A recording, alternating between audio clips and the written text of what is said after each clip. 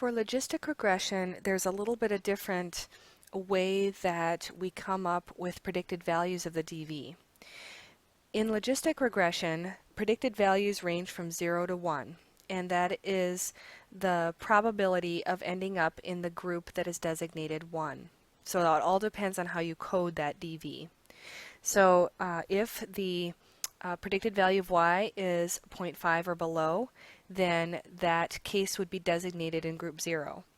If it is 0.5 or above, it's put into the group designated as 1.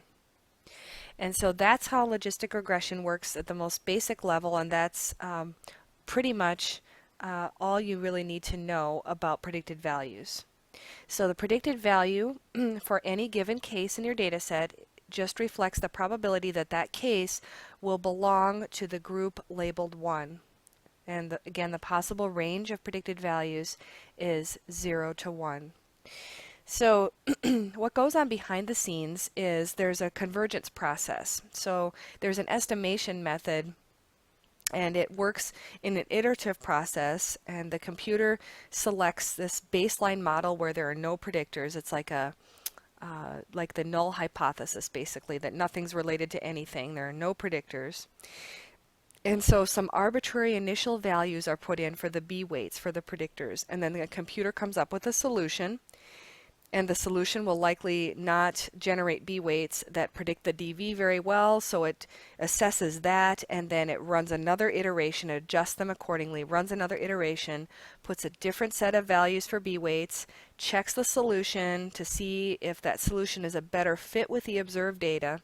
If it's closer, it adjusts them further in that same direction, and it generates another set of B weights. If that solution predicts the values better, then it adjusts the B weights further in the same direction, and at some point as it goes through that process, if the solution starts to move further away from the observed values, then it adjusts them back in the opposite direction until the computer decides that the fit between the observed values and the predicted values is a good one.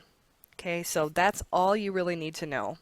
And in fact, that's too much detail. I just want to let you know and demonstrate how it works in the background. But this just describes an estimation method. That's all it is. And you'll learn more about it next quarter as well when you're doing more advanced techniques that require estimation methods more frequently.